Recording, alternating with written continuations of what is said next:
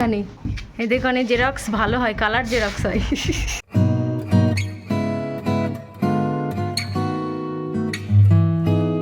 Seriously বলো।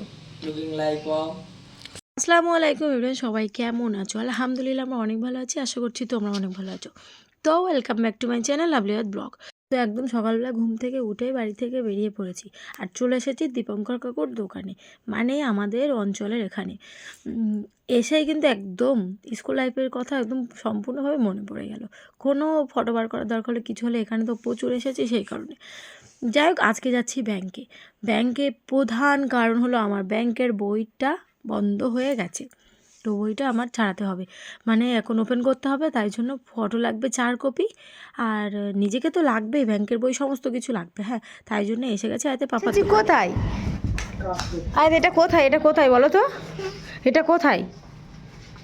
এখন চলেছি এই লোকের দোকানে। এই লোকটা দেখি, দেখেছিস দেখেছিস? হ্যাঁ দেখেছিস, ভোটার কার্ড আছে তো, এই তো ওই তো ভোটার কার্ড, এই যে। এখন জেরক্স করতে এসেছি আমি এই দোকানে। এই দোকানে জেরক্স ভালো হয়, কালার জেরক্স হয়, তাই তো মামা। তখন জেরক্স হচ্ছে, জেরক্স হলে আমরা এখন ব্যাংকে চলে যাব। অনেকদিন পর নতুন বরের সাথে দেখা হলো, তাই তো। বউ কই? বল বউ দোকানে, আমার মেয়ের মতন বল বউ দোকানে। হ্যাঁ এই হাবলা, ইয়েস রেডি। সে দেখো আমাদের জেরক্স কমপ্লিট। দোকানদার কীভাবে বেরোয় সেটা একবার দেখো, দরজা নেই ওইভাবে বেরোয়। তো যেটা বলছিলাম, এই ব্যাংকের বইটা নিয়ে কিন্তু তোলপাড় চলছিল। প্রথমে বাড়ি খুঁজেছি, পাইনি। ভাইয়ের কাছে ফোন করেছি, ভাই পুরো তল্লাশি নিয়েছে, প্রত্যেকটা ফাইল পাইনি। এখানে আছে, এটা আমরা জানতাম না। হ্যাঁ, তো এখান থেকে নিয়ে নিলাম, হয়তো বাবার এখান থেকে।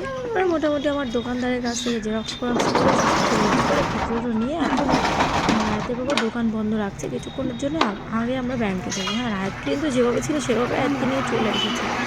আর এই হলো আমাদের ব্যাংক অফ ইন্ডিয়া। এখানে আজ ক বছর পরে আসলাম তার কোনো গ্যারান্টি নেই। হ্যাঁ, সে বিয়ে অনেক আগে এসেছে, আর বিয়ের পরে একবার মনে এসেছিলাম এটিএমের জন্য, কিন্তু ব্যাংকে ঢোকার প্রয়োজন পড়েনি, জাস্ট ব্যাংকের পাস পর্যন্ত এসেছিলাম। তাই তো পাপা বাইক টোকানে রাখলো, তারপর টুক করে আমরা এখন এগিয়ে যাচ্ছি ব্যাংকের দিকে। দেখতে পাচ্ছ এই যে আমি এই যে সাথে করে ব্যাগ নিয়েছি, এর মধ্যে পুরো ডকুমেন্ট ভর্তি, জানি না কোনটা লাগবে, সব কিছু সাথে করে ভর্তি করে নিয়ে এসেছি। তো চলো এখন যাওয়া যাক ব্যাংকের দিকে। মানে আজকে এসেছি যেহেতু সকাল সকাল, একদম ভিড় নেই, খুব হালকা ফুলকা মানুষ। আর এতে পাপা ওখানে ফর্ম ফিল আপ করছিলো, বললো 500 টাকা জমা দিতে হবে, টেস্ট করবে কোন ধরনের ব্যাংক মানে বন্ধ হয়েছে, কোন ধরনেরটা আমি জানি না, দুটো নাম বলছিল, মানে কী কারণে বন্ধ হয়েছে টেস্ট করার জন্য 500 টাকা জমা দিতে হয়েছে। হ্যাঁ, তাই দিলাম। এসেছি কাজ অনেকক্ষণ পরে, দেখো কত কিছু দিয়েছে, কতটা কাগজ দিয়েছে, এত কিছু দিয়ে ডকুমেন্টগুলো মানে ফিল আপ করে আমাকে আবার কালকে আসতে হবে 8:30টার সময়। মানে কিছুটা এর ধাপ এগোলো, কিন্তু পুরোপুরি কাজ আমার কমপ্লিট হয় না। তো চলো এসো, চলো এখন আমরা বাড়ি যাই, এসে না ওদের কিছু করার নেই। ওই বলো, বউ ছাড়া শ্বশুর বাড়ি, প্রথম টাইম তো বউ ছাড়া শ্বশুর বাড়ি, কেমন লাগছে? সিরিয়াসলি বলো, সিরিয়াসলি বলো। আর তোমাকে কি খেতে দিলাম একটু দেখো, এই কলাটা খাও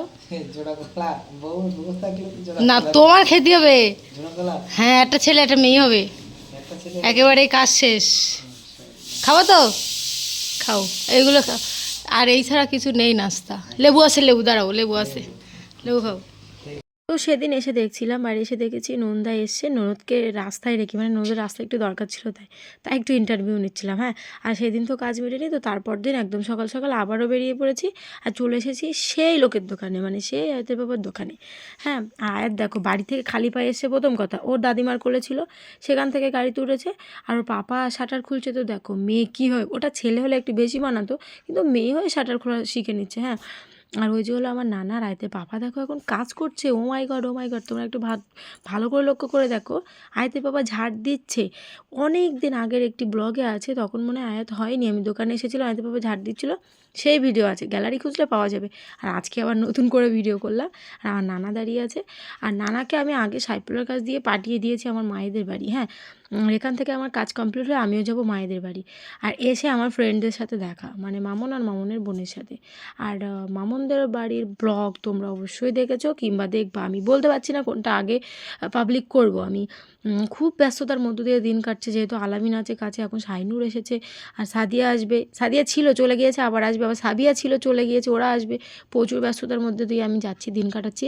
যাই হোক, নানাকে আগে পাঠিয়ে দিয়েছি মায়েদের বাড়ি, আর এখন ফটো সেট করে নিচ্ছি। আর এই ভিডিওটি কিন্তু আমার বান্ধবী করে দিচ্ছে, মানে আমার সেই ফাটা চোটা সেই আগের স্কুল লাইফের বান্ধবী।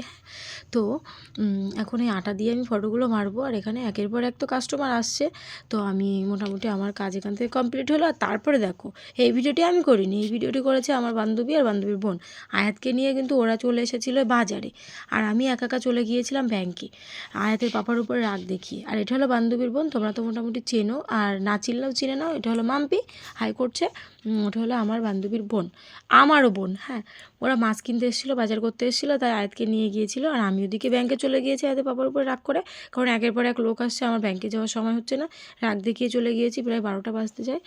আর আয়াতের পাপা মানে রাগ দিকে চলে এসেছি সবে ব্যাংকের উপরে গিয়ে যেই পেছন ফিরে দিকে আয়াতের পাপা আমার পেছনে, মানে তখন যে কীভাবে বেরিয়েছিল আমি বুঝতে পারিনি। আর আগে তো আমাকে নিয়ে বার হচ্ছিলোই না। যাই হোক, এরা এখানে মাছ নিচ্ছে, দেখো কি বড় একটা মাছ, আমাদের যেতে বলছিল, মাছটা লাফিয়ে পড়েও গেছে। যাই হোক, তার মধ্য দিয়ে আমি ওখানে ব্যাংকের কাগজপত্র জমা দেওয়া ডান। হ্যাঁ, আর তারপরে এসেছি আমার বড় জায়ের এখানে, মানে আমার বড় শাশুড়িদের বাড়ি। আর এখানে এসে আয়াত একটু ওর বড় আম্মির সাথে পাকমো করে নিল, আর আমি একটু খিচুড়ি খেয়ে নিলাম। হ্যাঁ, তারপরে দেখো আয়াতের পাপা কী দিচ্ছে, এগুলি হলো চার্জারে গোটাতে হয় যে কি একটা বলে, চার্জার সেফটির জন্য কালো হয় না, ছেড়ে না তাড়াতাড়ি। তো আয়াতের পাপা আমাকে এগুলো দিচ্ছে, দেখতে পাচ্ছ। অ্যাকচুয়ালি এটা আমার বাড়ির, মানে শ্বশুর বাড়ি মানে আমার বাড়ি, যেহেতু ওই বাড়ির চার্জারে আছে, বাপের বাড়ি একটা চার্জার থাকে, দোকানে একটা চার্জার থাকে, শ্বশুর বাড়ি একটা চার্জার থাকে, তো 3টি চার্জারে 3টে জোড়ানোর জন্য আবার একটি নিয়েছি। হ্যাঁ, ফাইনালি অনেকক্ষণ পর ব্যাংকের কাজ সম্পূর্ণ হলো, ব্যাংকের কাজ ডান। আর এখন 12টার উপরে গেছে।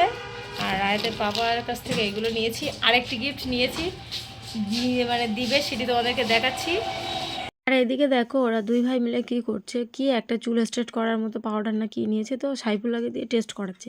আর বলছিলাম আর একটা জিনিস দিবে, সেটা হলো কভার দিয়েছিল, আমি জাস্ট ভিডিও করতে ভুলে গিয়েছিলাম, সম্পূর্ণ ক্রেডিট তো আমার ভিডিও করার, তো সব ক্রেডিট আর নিয়ে পারছি না, মাঝে মধ্যে ভুলে যাচ্ছি।